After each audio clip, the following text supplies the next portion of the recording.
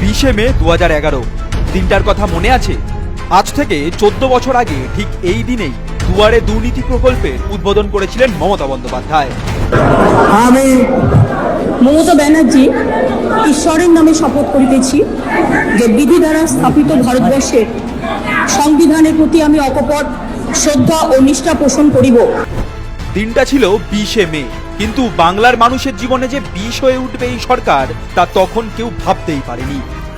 সংবিধানের শপথ নিয়ে যে মমতা বাংলার মুখ্যমন্ত্রী হলেন, সেই মমতাই গত 14 বছরে একের পর এক সংবিধান বিরোধী কাজ করে গিয়েছেন।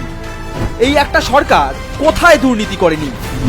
জন্মের পর শিশুর খাদ্য থেকে শুরু করে মৃত্যুর পর শ্মশানে পর্যন্ত সব জায়গায় দুর্নীতি। চিটফান্ড দুর্নীতি, ব্রিজ বিপর্যয়, রেশন কেলেঙ্কারি, শিক্ষক নিয়োগে দুর্নীতি, আবাস দুর্নীতি, এমনকি গরিব মানুষের ত্রাণও দেদার লুটেছে এই তৃণমূল। ছাড়েনি পড়ুয়াদের ট্যাবের টাকাও। সম্প্রতি শিক্ষক নিয়োগে ব্যাপক দুর্নীতির জেরে 26,000 শিক্ষক শিক্ষাকর্মীর চাকরি বাতিল হয়েছে। কিন্তু এত কিছুর পরও লজ্জা নেই। কথায় আছে চোরের মায়ের বড় গলা, সেটাই অক্ষরে অক্ষরে মিলিয়ে দিয়েছে এই সরকার।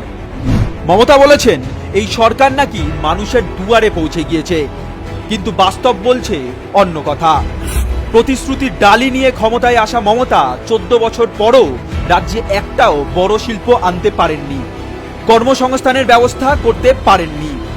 তাহলে মমতার সরকার কি পেরেছে? এই সরকার দুয়ারে দুর্নীতি নিয়ে হাজির হয়েছে।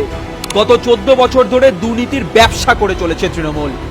পার্থ থেকে জ্যোতিপ্রিয়, ববি থেকে অভিষেক, শেখ শাহজাহান থেকে কেষ্ট, অখিলগিরি থেকে মদন, জীবনকৃষ্ণ থেকে শঙ্করাড্ড। মমতার ছত্রছায়ায় থেকে 14 বছরে 14,000 দুর্নীতি করেছে তোলামূলের নেতারা। পুরাণ মতে শ্রীরামচন্দ্রের 14 বছর বনবাস হয়েছিল। বাংলার মানুষেরও এই 14টা বছর বনবাসের থেকে কিছু কম নয়।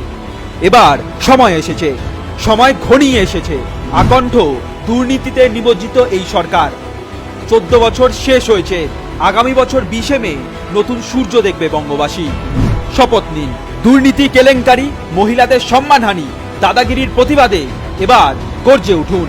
তৃণমূলকে বিদায় দিন।